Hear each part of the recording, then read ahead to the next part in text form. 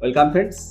বাংলার শিক্ষা ব্যবস্থায় এবার এক অভূতপূর্ব এবং ঐতিহাসিক পরিবর্তন আসতে চলেছে। হ্যাঁ, একেবারে ঠিক শুনছেন।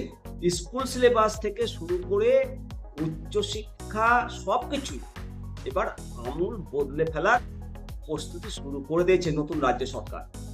আর এর মধ্যে সব থেকে যেটা বড় খবর আসছে তা হলো স্কুলের পাঠ্যক্রম থেকে বাদ পড়তে চলেছে সিঙ্গুর আন্দোলনের ইতিহাস।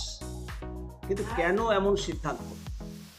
শিক্ষা দপ্তরের জরুরি বৈঠক থেকে কি কি আলোচনা হয়েছে জানাবো, সঙ্গে থাকুন।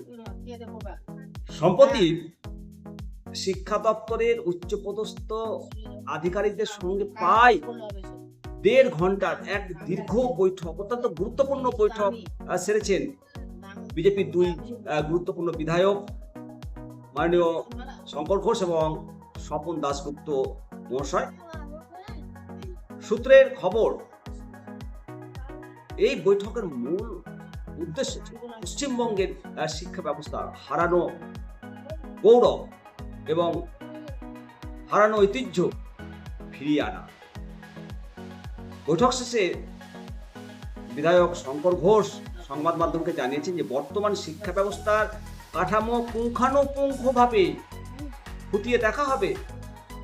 এই বিষয়ে প্রয়োজনীয় ফিডব্যাক মুখ্যমন্ত্রীকে তিনি জমা দিয়েছেন। চূড়ান্ত সিদ্ধান্ত মুখ্যমন্ত্রী নিজে নিলেও বিধায়ক শঙ্কর ঘোষের স্পষ্ট দাবি যে পাঠ্যক্রমে যা কিছু অযৌক্তিক এবং ভূত ঢুকে আছে, অন্ধকারের যে সমস্ত অধ্যায় ঢুকে রাখা হয়েছে সেগুলোকে ডিলিট করে দেওয়া হবে, দ্রুত সরিয়ে ফেলা হবে। কিন্তু কোন অধ্যায়গুলোকে অন্ধকারের অধ্যায় বলা হচ্ছে? এবং 2 দিন আগেই শিক্ষা সংক্রান্ত একটি অনুষ্ঠানে বিজেপি বিধায়ক সজল ঘোষ উনি দাবি করেছেন যে স্কুলের পাঠ্যক্রম থেকে সিঙ্গুর আন্দোলনের ইতিহাস অবিলম্বে বাদ দেওয়া উচিত। আর বর্তমান পরিস্থিতি ইঙ্গিত দিচ্ছে যে সত্যি সিলেবাস থেকে এই ধরনের বেশ কিছু অংশ পুরোপুরি মুছে ফেলার প্রস্তুতি শুরু করা হয়েছে। নতুন সরকারের লক্ষ্য রাজনৈতিক প্রভাব মুক্ত এবং আধুনিক বৈজ্ঞানিক পাঠ্যক্রম তৈরি করা। শুধু সিলেবাসই বদল নয়, এই বৈঠকে আরো বেশ কয়েকটি সিদ্ধান্ত নেওয়া হয়েছে। PM-3 বাংলাতে খুব শীঘ্রই কার্যকর হচ্ছে। কলেজ ভর্তি প্রক্রিয়াকে আরো স্বচ্ছ এবং সহজ করা হচ্ছে। স্কুলের ম্যানেজিং কমিটি পুনর্গঠন করা হবে। এই দুজন বিধায়ক মাননীয় স্বপন দাশগুপ্ত এবং শঙ্কর ঘোষ মহাশয় শিক্ষা ব্যবস্থা নিয়ে গভীর উদ্বেগ প্রকাশ করেছে। ওনারা বলেছেন যে সমস্যা নজরে এসছে, এতে বড় ধরনের নীতিগত পরিবর্তন আনা দরকার। অন্যদিকে বিধায়ক শঙ্কর ঘোষ উনি রাজ্যের সাম্প্রতিক পরিস্থিতিকে দুর্ভাগ্যজনক বলে অভিহিত করেছেন।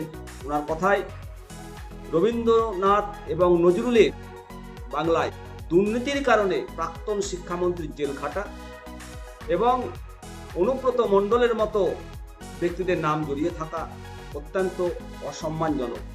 আর এই কলঙ্ক মুছে শিক্ষাক্ষেত্রে সার্বিক সংস্কার করাই এখন নতুন সরকারের প্রধান লক্ষ্য।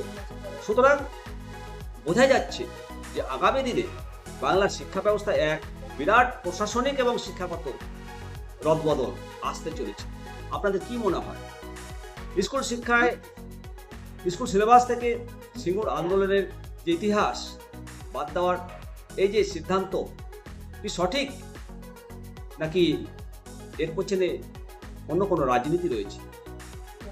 আপনার মূল্যবান কমেন্ট অবশ্যই কমেন্ট সেকশনে জানাবেন। এবং শিক্ষা ব্যবস্থা সত্যি পরিবর্তন হওয়া দরকার, সিলেবাসে মহাবদল হওয়া দরকার।